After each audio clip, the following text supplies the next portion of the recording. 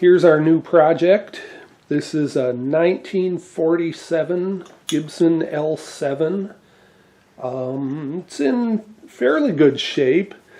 It has certainly been refinished in the past.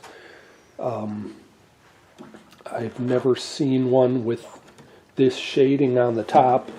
The back and the sides maybe weren't refinished, because that's pretty typical of the older L7s. Although there's some evidence of overspray here on the binding. Very good point. So even though this is kind of what I've seen on some of the older L7s, this uniform, I can't remember what they called it, not tobacco brown, but Viceroy, something like that.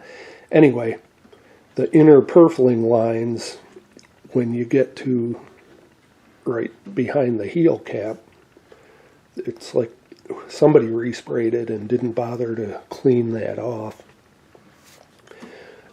Certainly the neck has been refinished, and not very well. The color is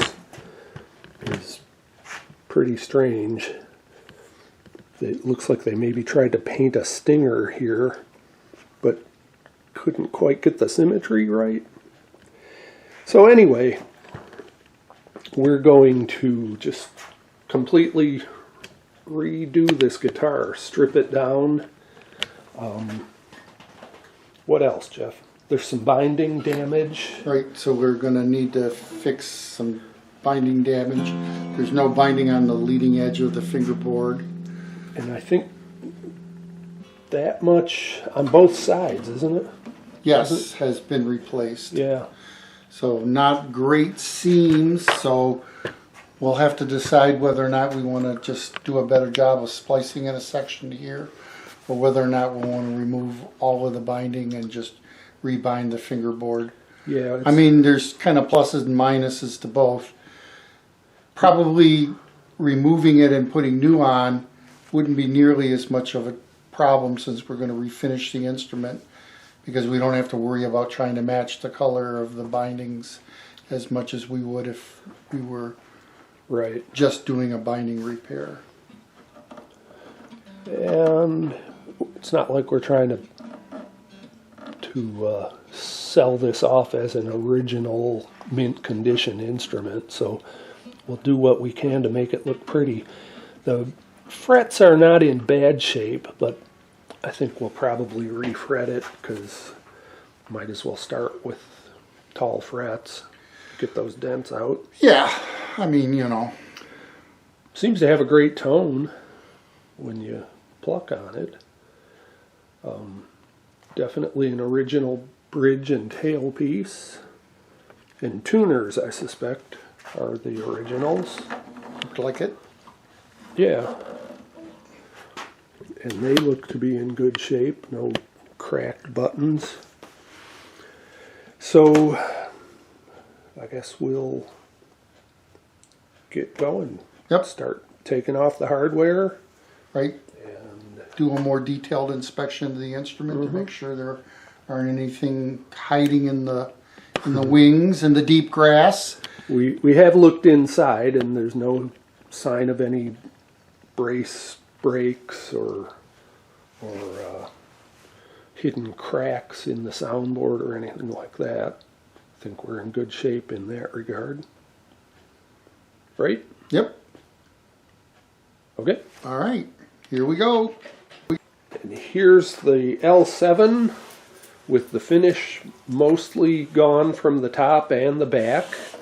Of course, you know, we're too busy chopping wood to sharpen the axe, so we thought, oh gosh, we should take some video of me taking the finish off after we had taken most of the finish off the top and the back. So why did we decide to sand rather than chemically strip? Oh, I don't know. I tried to use the excuse that I was concerned about the chemical affecting the bindings, but it was probably just that I didn't feel like fussing with all the mess that was associated with the chemical. If you're careful and you use a little bit finer grade sandpaper, you can sand off the finishes on most of these guitars without too much trouble. When I did finishing kind of as a more of a regular job, I generally pulled the finish for the most part with a sander, and then would just kind of chase what I couldn't get off with a sander chemically. But Yeah, well, I don't feel like there are any dents in the top or the back. no, I think it went really, really well. And the nice thing about about using a sander is you don't really have to worry about weakening any of the joints by getting any kind of, because you know, once you get most of the finish off, you are getting the lacquer thinner down along the edge of the binding, and so that's just it is a plus. So we have a little detail sander we'll use to kind of clean up these edges and also do more work on the sides. Maybe we can get some videos of that when we get around to Yeah, it. try to remember. Yeah. And then the neck is, the neck. That's going to be chemical.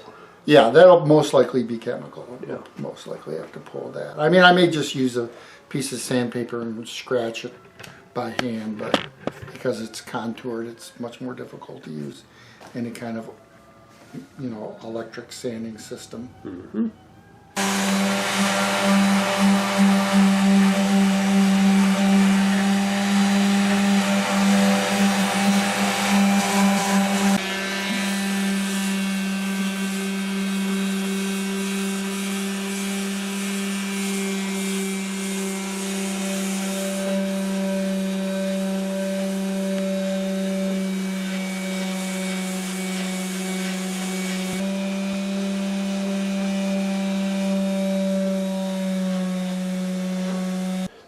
The fretboard binding is in terrible shape. I just kind of flicked this with my thumbnail and it came right off.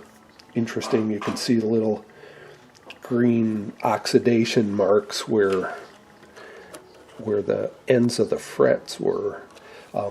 Anyway, and it was cracked and actually missing up here at the last 4 or 5 frets. So rather than just try to splice it and glue these pieces back on, we're just going to replace the binding. So after I take out the frets, we will glue new binding on, and then I'll install the new frets before the finish goes on. Can't really find a perfect match of color. We can either use really white binding material or this cream color stuff. Cream's not too far off. It's not quite as yellow, but I think this is what we'll end up using.